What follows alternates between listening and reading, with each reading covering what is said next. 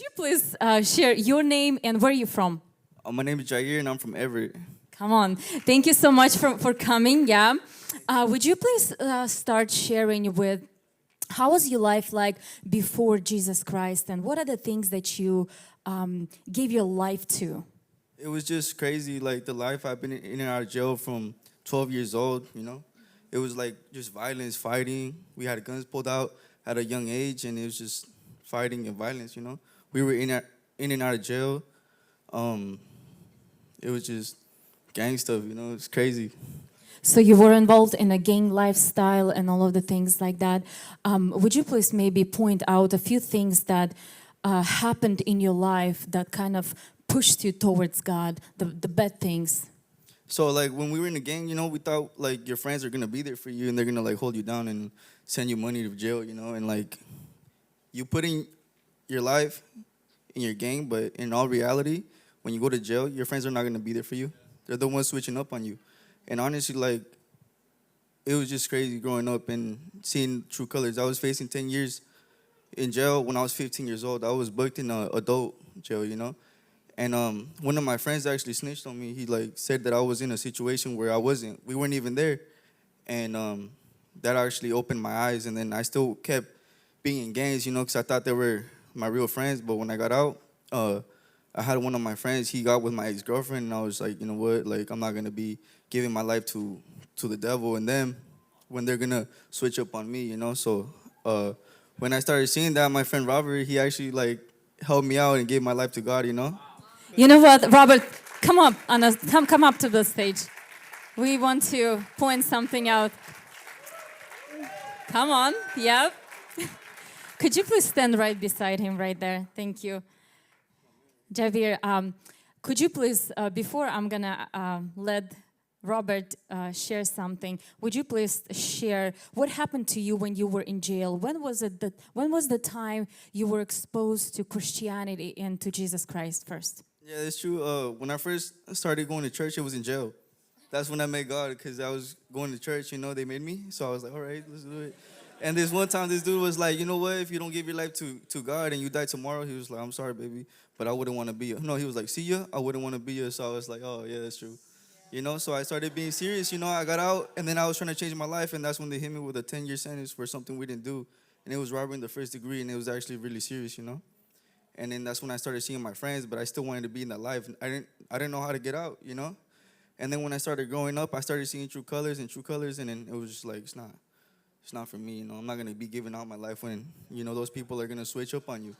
No, it's not worth it, Come on. So, meeting for the first time, being introduced to God, to Jesus Christ in jail, you started to think about it. And so when you got out of jail, you mentioned earlier that you had a relationship with this girl and something happened and she stumbled into the witchcraft. Would you please share a little bit about that and how it all happened leading towards your deliverance? Oh, yeah, that's true. I had a girlfriend, and, like, she was with my homie or whatever, right? And I got a picture from this other girl, and she told me, hey, I seen this picture. She's doing witchcraft, saying that I'm going to be stuck with her forever. And I was like, nah, And then I told my homie about it, and then a couple of days passed by, and I'm sleeping.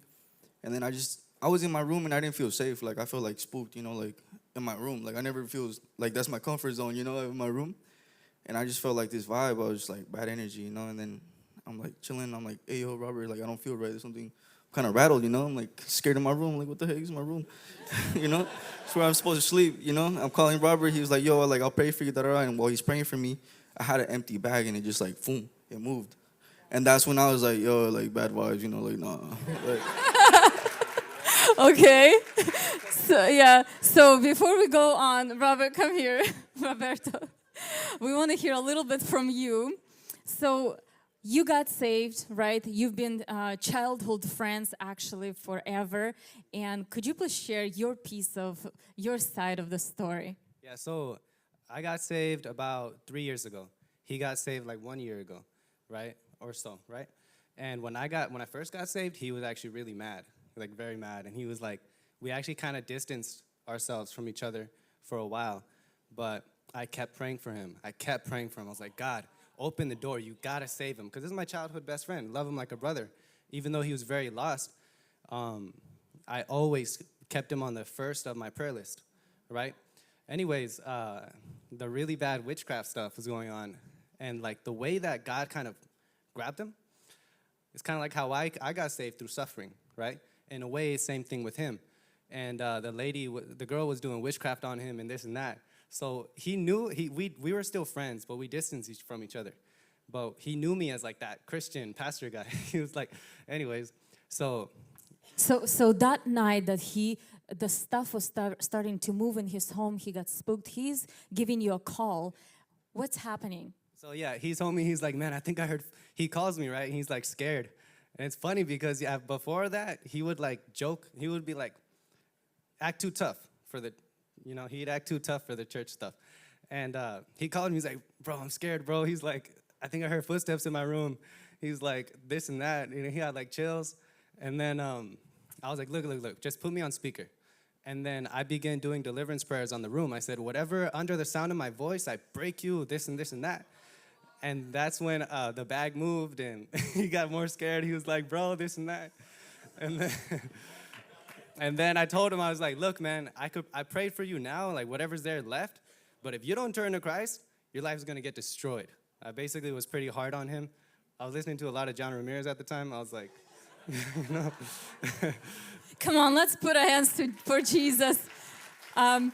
Wow, that's so awesome. We need friends like that, a friend that you can call to in the middle of the night when you are in a bad situation. And the friend that's not going to turn his back on you, but start praying for you for deliverance right there and then. Amen?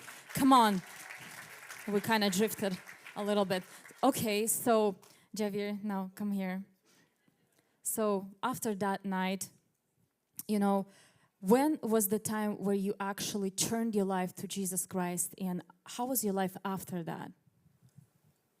I can't remember if I was already baptized. No, I got baptized. I was like, yep, no, I got to go get baptized, like, boom, tomorrow. And then we were going to some people's houses because they had COVID or something like that, so we had to go through foundation classes. We went through some foundation classes. And then around May, I got baptized, and I was like, yep, nothing can touch me. I'm good, I'm saved. She can do whatever she wants. She's not touching me at all. Come on. Let's give a round of applause. That's awesome. Could you describe how is your life now as you're following Jesus? What is the difference that you're seeing right now than before you got saved? I'm not gonna lie, it's kind of like the same battles. People were like, oh, like you kind of scared to give your life to God, or people be like, I don't know how it's gonna be like. But at the same time, it's like you're gonna be fighting the same battles. You're going to be fighting the same battles, but you're not protected. But when you give your life to God, it's like you're doing the same battles, but you're protected, And it's like I'm peaceful. Like I sleep at night very good at night. I come home, knock out. And then like it's just very peaceful, and I'm honestly living lavish. I'm not going to lie. Living pretty good. Amen. Thank you guys so much. You can go back to your seats. We appreciate your testimony. Come on. Were you guys blessed? So beautiful. Amen. Hey, thanks for watching this video.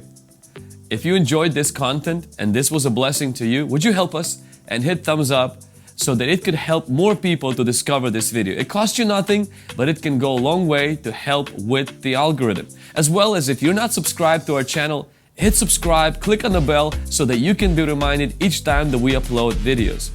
Thank you so much for being a part of this community. If you're interested in learning more about HungryGen, our internship, our conferences, Deliverance, and so many other things, go to HungryGen.com for more information. And as always, remember, better is not good enough, the best is yet to come.